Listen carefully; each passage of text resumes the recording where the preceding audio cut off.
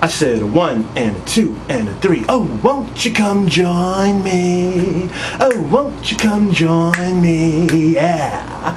Yo, I know you know that song, right? No, you don't. You see what that is an obscure blues record by my Uncle Ray, who was a blues musician down in the Delta during the 1950s. And we all know how Muddy Waters and Lightning Hopkins and all these other people supposedly sold their soul to the devil for fortune and fame, right? So let me tell you a couple things about Uncle Ray. See, Uncle Ray was like a ladies' man. He was like a real smooth guy. And he had this weird catchphrase that he would always throw out there where he'd be like, now, don't be feeling sorry for me, right? It's like dude was weird. And he always liked to you know what I mean, talk about having a real good time. And I remember being little and him telling me yeah, you know, one time I was at the fair, I had some cookies and cakes and pies. Well, one time I even thought I had me some banana pudding. So that's just how dude got down, you know what I mean? So one night Uncle Ray was at this obscure blues club down in the Delta, right? So he's on stage, you know, and he puts his guitar on and starts going into his minor hit, Won't You Come Join Me? You know, he starts singing the verse and he's like, girl, and the belly, you're my kind of girl, right? And when he did that, this weird looking person all of a sudden walked into the club, right? And when that person came in, it was almost like the notes got suspended into time or something. It was Annabella, you're my kind of girl, right? And so Uncle Ray's up there, and you gotta remember, this was the 1950s, and this person that came in, they were wearing apple-bottom jeans and boots with the fur. I know one of you's yo, this nigga's still talking about apples. So what? So the person, what was weird also is, they're wearing, one of those little t-shirts with the belly button out, and across the t-shirt it read, I am not the enemy.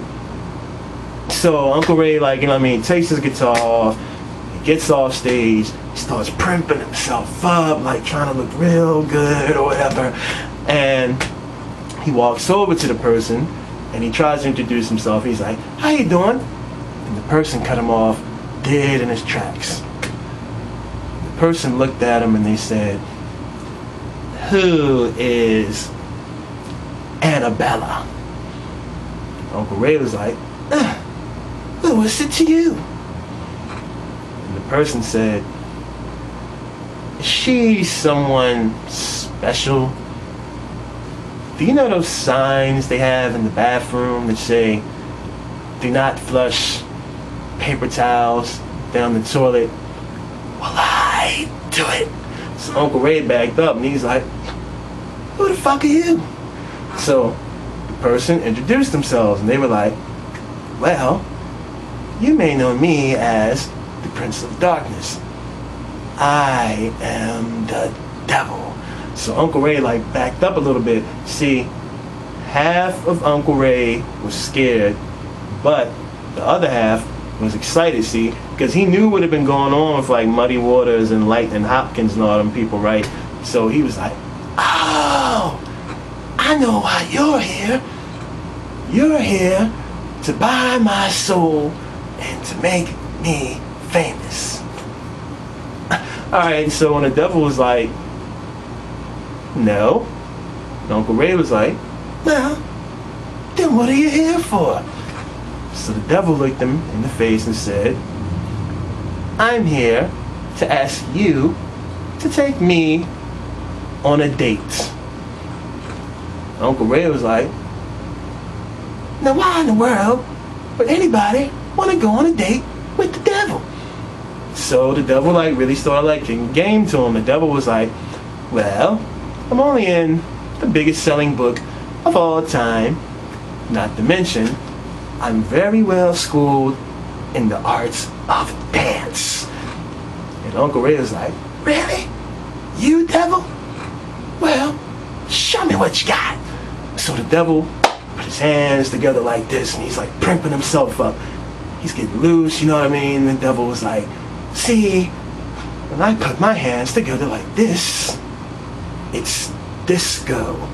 All I have to do is take my fingers apart, and now it's breakdancing.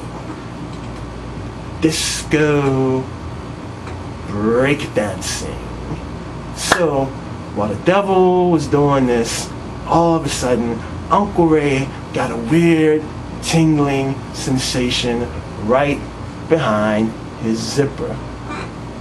And Uncle Ray was like, you know what, devil? Sure, I'll go on a date with you.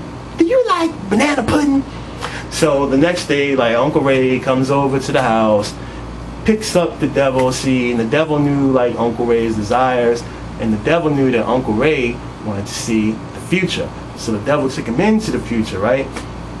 So they go to 2011, where we are right now.